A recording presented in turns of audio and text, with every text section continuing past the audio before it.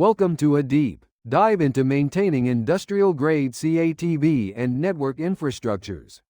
In today's hyper-connected world, network performance is paramount. Even slight signal degradation causes catastrophic failures. We'll explore how professional measuring equipment is indispensable for advanced CATV and network testing, focusing on isolating ingress noise and impedance mismatches within complex distribution frames. Our goal ensure every coaxial drop maintains industrial-grade integrity, preventing common signal degradation that compromises modern building communication. The challenges in 2026 demand precision. Invisible threats to network integrity often stem from sources undetectable by standard consumer tools. A minor impedance mismatch in a CATV distribution frame, for instance, causes significant issues in high-speed data streams. Imagine a 2026 grade network designed for lightning-fast data transfer and impedance mismatch, perhaps from a poorly terminated connector or substandard splitter, creates reflections that corrupt the digital signal, leading to data loss and reduced throughput. This is not merely an inconvenience, it's a critical failure point, bringing down entire building communication systems. We'll visualize the hidden impact of ingress noise on building-wide connectivity through real-world failure scenarios. Ingress noise, external electromagnetic interference picked up by the cable system, acts like an unwanted guest, corrupting delicate digital waveforms. This manifests as intermittent connectivity, pixelation, or complete network outages. These issues are often subtle, making them difficult to diagnose without specialized equipment.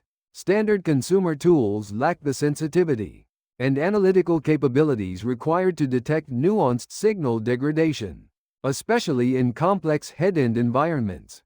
This is why professional-grade equipment and methodologies are essential. Our journey begins with precision calibration and signal level analysis. Before testing, high-precision meters must be meticulously calibrated for baseline accuracy.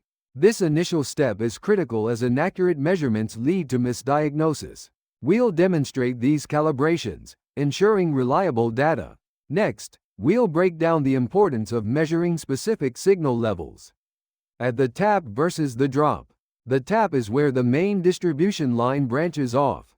The drop runs to the subscriber's premises. Comparing signal levels at these 2 points pinpoints energy loss.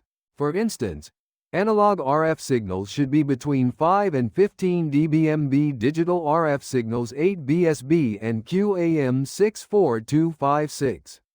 Between -5 dBmb and 5 dBmb at the tuner input. A minimum visual signal level of 0 dBmb 1 mV across 75 ohms. Is required at the subscriber terminal. At the end of a 30-meter cable drop, it should not be less than 3 dBmb 1.41 mV across 75 ohms. Recommended signal levels are around 60 to 70 dBUV, with an SNR of 35 to 40 decibels. A significant signal strength drop between tap and drop indicates an issue in the cabling or connectors.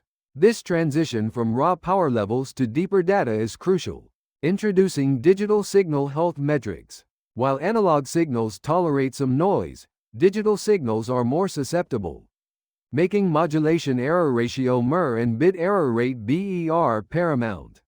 Mastering constellation diagrams and bit error rates reveals true diagnostic power. We'll show you how to interpret real-time constellation diagrams, visual representations of digital signal quality. In a perfect world, data points would be tightly clustered and aligned. However, noise, phase errors, and amplitude variations spread these points, forming noise clusters. Observing the shape and dispersion of these clusters immediately visualizes signal impairment and often indicates underlying hardware faults. For example, a symmetrical spread suggests white noise, while a directional smear points to phase noise or micro-reflections. Analyzing pre-FEC and post-FEC bit error rates is another critical aspect. Pre-FEC forward error correction (BER) indicates the error rate before correction, a raw measure of signal quality. Post-FECBER shows the error rate after correction. A high pre-FECBER with low post-FECBER means error correction works effectively. But the signal is marginal. If post-FECBER is also high, it signals a severe problem the error correction cannot overcome, predicting potential network crashes. Connecting visual data from constellation, diagrams and numerical data from BER analysis to the physical distribution frame rapidly narrows down fault sources, be it a faulty amplifier, damaged cable, or compromised connector. Now, practical application isolating ingress noise and impedance mismatches.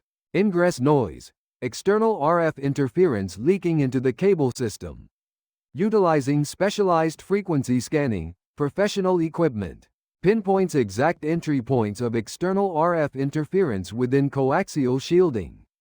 This involves scanning the entire frequency spectrum to identify anomalies and spikes corresponding to external signals e.g., FM radio stations, CB radios, leaky microwave ovens. Once identified, these ingress points trace back to damaged cable jackets, loose connectors, or inadequate shielding. Simultaneously, we identify physical impedance mismatches using time domain reflectometry (TDR) features. TDR sends a pulse down the cable, measuring reflections. Changes in impedance, caused by damaged connectors, poor quality splitters, or water ingress, generate reflections. TDR analyzes timing and amplitude of these reflections to precisely locate the fault along the cable. This is incredibly powerful for pinpointing invisible physical defects. Applying these isolation techniques clears the path for a clean signal, moving from reactive troubleshooting to proactive, long-term system optimization. By systematically eliminating noise and reflections, we dramatically improve signal integrity. Finally, we validate industrial-grade connectivity. After troubleshooting and repair, the network requires a final stress test across the entire distribution to verify every drop meets 2026 industrial certification standards. This involves re-measuring all critical parameters, signal levels, MIR, BER, and SNR across all channels and various network points. SCTE and ANSI-SCTE 40/2016 provide rigorous guidelines for QAM-based digital cable systems. Quarterly monitoring of signal leakage, mandated by FCC Part 76, is crucial. Operators log and repair leaks greater than 20 microvolts per meter. Optimized signal-to-noise ratios are meticulously documented, creating a blueprint for network longevity. This documentation serves as proof of compliance and a baseline for future maintenance. By rigorously applying professional-grade testing methodologies, we transform a volatile communication hub into a stable, future-proofed infrastructure, ready for ever-increasing demands of modern digital communication.